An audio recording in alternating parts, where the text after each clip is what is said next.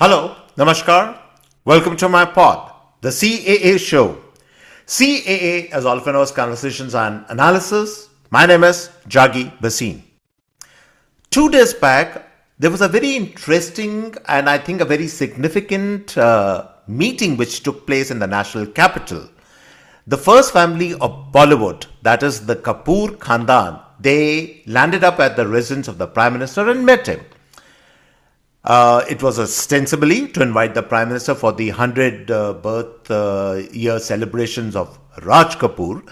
And one would argue that, well, these kind of photo sessions, photo opportunities keep happening all the time. What is so special about it? I'm going to argue in this podcast that this was a very interesting, a very significant meeting also, because broadly, two things are happening. One is that for the first time, I think in the tenure of the Prime Minister, after all these years, liberal Bollywood, which has never really seen eye to eye with Prime Minister Modi, is finally that relationship between Prime Minister Modi and liberal Bollywood is thawing. There is a kind of a meeting of minds which is happening. That's the first part of it. And the second thing is that Bollywood, as we all know, has a certain soft power which is important, which is very relevant both within the country and certainly outside the country. It has definitely a very significant outreach outside the country. And this soft power of the Bollywood is now finally coming within the grasp of Prime Minister Modi. That is what is really happening. And therefore, this particular meeting, in the guise of course, meeting for Raj Kapoor's, to talk about Raj Kapoor's legacy and his works. This particular meeting, therefore, assumes a lot of significance. I'm going to expand on this particular theme in this podcast. But as usual, before I do that, I would urge all of you to subscribe to my channel, the CAA Show. It's very simple. Really, all you have to do is to press that red button on your screen. Subscription is completely free. And would also really appreciate if you could like the show and share this video with your friends, your colleagues and your peers. Okay, now let's dive back into this very, very interesting development which has taken place in the national capital. Why do I also call it interesting is because the way it has been highlighted in the national media. This particular meeting of the Kapoor Khandan with the Prime Minister was splashed all over the newspapers. It was there in the television news channels. Some television news channels even carried half-an-hour programs. There were these sound bites which were doing their rounds of this bonhomie between the Kapoors and the Prime Minister. A lot of laughter, backslapping, a lot of puns, jokes, a lot of serious talk also. A lot of highlighting of this particular visit, and therefore it begs the question that what really is going on. Let's talk about that. But even before I talk about that, I think it's important to first give to all of you a bit of a background. The relationship, not a very happy relationship, I would say, between Prime Minister Modi, between the present NDA government, and between liberal Bollywood. Let's take the Kapoors for instance. The Kapoors traditionally, I think, have always been Congress people. If a lot of youngsters wouldn't probably know, but it's good to bring this thing up, that Raj Kapoor for a very, very long time was in a certain sense associated with the Nehruvian kind of Congress, with the idea of the Aam Aadmi. That was Raj Kapoor. In fact, in one of his songs, one of the lines of his song is, that is Mera Dil Hai Hindustani. The song, of course, being Mera Joota Hai Japani, Ye Patloon Englistani, Sar Pe Lal Topi, Angrezi Par Dil Hai Hindustani. This concept of Dil Hai Hindustani is, of course, a very, very important thing because Raj Kapoor was a man of the masses. All his films, right from the beginning, if you see his black and white films, they were all about the underdog. They were all about the toiling man, the poor man on the street, and how that poor man falls in and finds the love of his life. These were the themes of Raj Kapoor, which found huge resonance not only within the country but outside the country, in faraway places, in the entire Soviet Union at that particular point in time. People in the Soviet Union were in love with Raj Kapoor. And therefore, there is a certain legacy of Raj Kapoor, which is a legacy of Mera Dil Hai Hindustani, or which, if today's term, could be translated into Atmanirbhar Bharat, or the moment of India, the pride in India has arrived. And therefore, this consonance, this kind of meeting of minds really between what the Prime Minister is thinking of and doing, and between the Kapoor legacy. And therefore, this is the background we need to keep to remember. And maybe there was no other political outlet which was as strong as that time. So therefore, the Raj Kapoor certainly was aligned with the Congress regimes of those era, of that time. Then, in a very strange way, if you think about it, the Kapoors have always been associated with dynasty. You know, all the Kapoors, right down to the grandson, that is Ranbir Kapoor, who I think today is the torch bearer of the Kapoor legacy. It's a dynasty. And which other dynasty does it find consonance with? That is, of course, the Congress dynasty. And therefore, this relationship has always been there between the Congress and the Kapoors, because both believe and adhere to the dynastic principle. So that again is the background we need to keep to remember. Then there were some other members, or rather I would say outsiders, who came into the Kapoor clan, into the Kapoor Khandan, but who were carried a certain image, who some of their statements, some of the stuff they spoke has been viewed as adversarial, has been viewed as anti-Modi, especially Saif. He's always been known to be a little more closer to the Congress. And then this entire controversy, if you remember, of his son being named as Taimur. Taimur, of course, everybody knows, was an invader who had come to India, and therefore, of all the people, Saif thought it fit to name his son Taimur. Kareena was also wrongly blamed for that. So that's another controversy we need to keep at the back of our minds. Then the other controversial thing, which again flared up a little bit of time, about Ranbir, was where in some way, in some context, Ranbir mentioned that he loves to eat beef, which didn't go down well with a lot of supporters of Prime Minister Modi. So that again is the factor. But the other critical adversarial thing in this relationship also was the factor of Mahesh Bhatt. Mahesh Bhatt is Alia Bhatt's father, and Mahesh Bhatt has always been an anti-Modi person. In fact, there are old videos. If you pick up those old videos, if you see those old videos, you can see that he's actually lending support to a lot of these radical elements within the Muslim community. And his support for the Muslim cause is, of course, very, very well known. So therefore, this is all this background. A lot of it is negative as far as the relationship between the Kapoors and between the Prime Minister is concerned. So we need to keep this background in mind. It has not been exactly a very, very happy background. And therefore, in that context also, this meeting of minds, this photo opportunity which has happened only 2 days back, assumes a lot of significance. So the very fact that it happened, the very fact that the Prime Minister agreed to meet them at his residence, the very fact that the Prime Minister was very warm, actually there was, I would say, a lot of genuine bonhomie which was going on. You could see that. It was not only for the cameras, they were doing all the smiles, the chit-chat, the puns and the jokes and the backslabbing, all that. That was, a lot of it was genuinely warm. Why is this happening at this particular point in time? I think the indication for that had been actually given much earlier in the year when the Pran Pratishtha took place. And remember, at that time, Ranbir Kapoor, I think on the invite of the RSS, attended the Pran Pratishtha. And it was very surprising that what was Ranbir Kapoor doing out there, because as I said, the Kapoors were not really exactly on the right side of Prime Minister Modi, but he was there. He was very much there. And he was there with another character whose films have not exactly been very flattering to the BJP, that is Raju Hirani. If you remember, Raju Hirani has made 2 very interesting films called PK, which a lot of people felt denigrated Hindu gods and goddesses. And the other film was Dunki, which again was a film which had a theme which was not exactly palatable to the establishment here.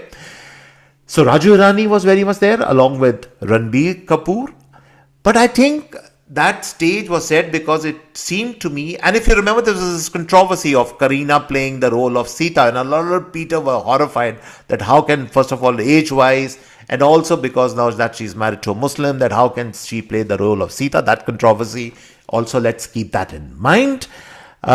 So this background was there, but to my mind, it was very, very clear that when Ranbir Kapoor must have accepted the RSS invite and invented the Pran Pratishtha for the coming up of the Ram Temple, I think he was already preparing grounds. And please remember that Ranbir Kapoor, more than any other Kapoor today, is carrying the legacy of his grandfather forward. He's the main person actually who's carrying the legacy forward. So his role becomes very, very important. So he showed up there. And then the real turning point, I thought, came at the swearing in of the chief minister at the Maharashtra, where the CM and the deputy CMs were sworn in. Ranbir Kapoor was there, along with Ranveer Singh also. And remember, Ranveer Singh's wife, Deepika Padukone, she landed up at JNU to support the JNU students against the Prime Minister. So that background you need to keep to remember. So these two landed up there.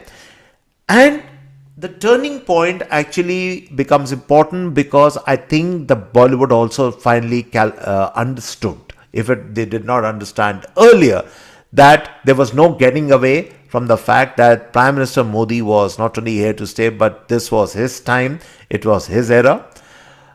And also, Maharashtra elections had been won with such conviction by the BJP, along with their allies. And, Mumbai, to that extent, was a BJP, a saffron city also to that extent.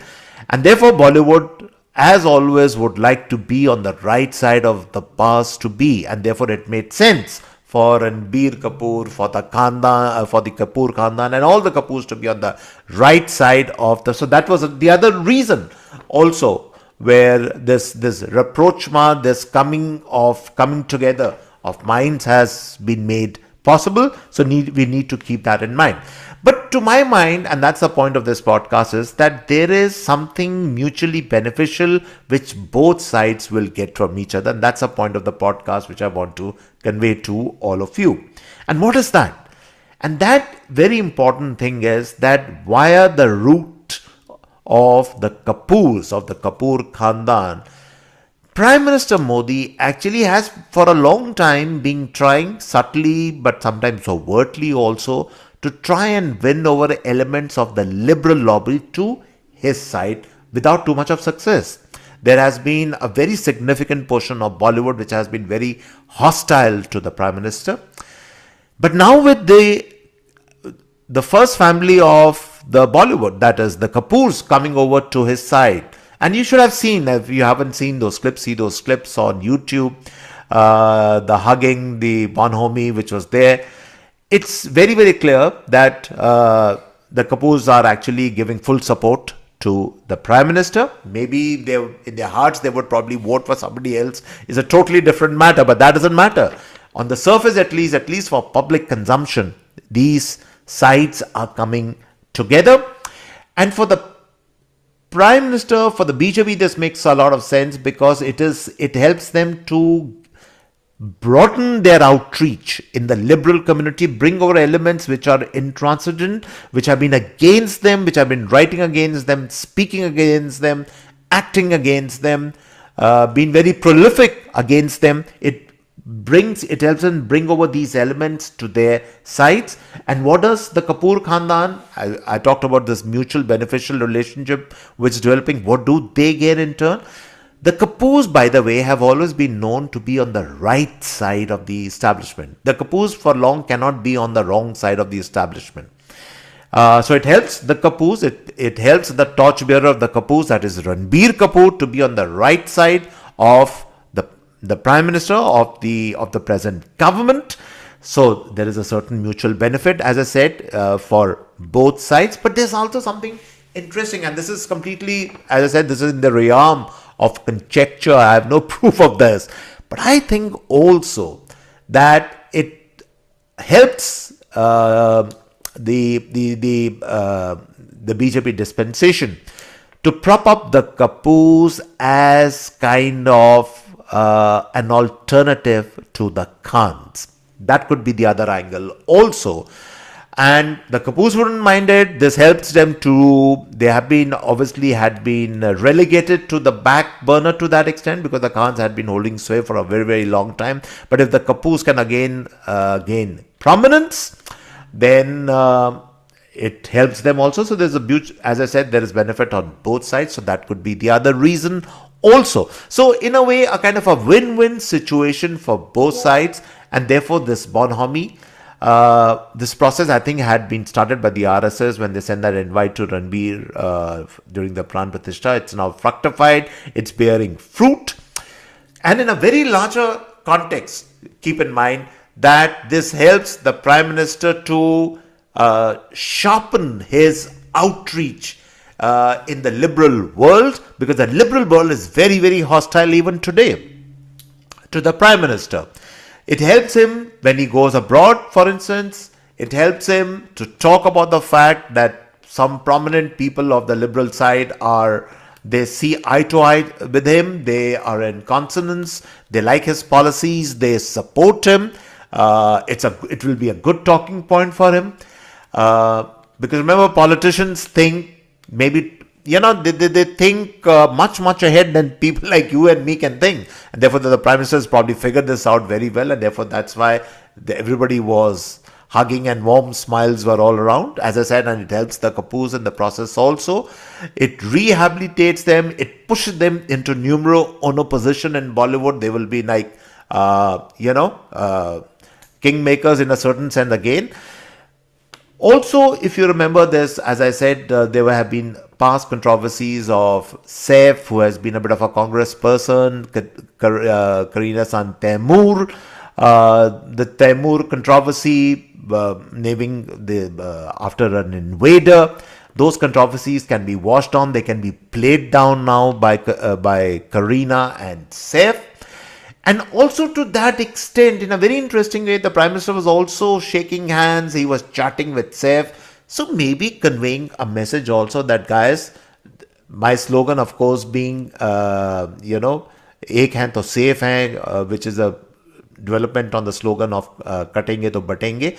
But at the same time, he wants to continue in a very subtle way, without saying so much, convey the impression that, listen, even the Muslims are part of the overall setup. You are welcome as long as you understand our vision, what is going on in the country, and therefore this outreach to Saif also.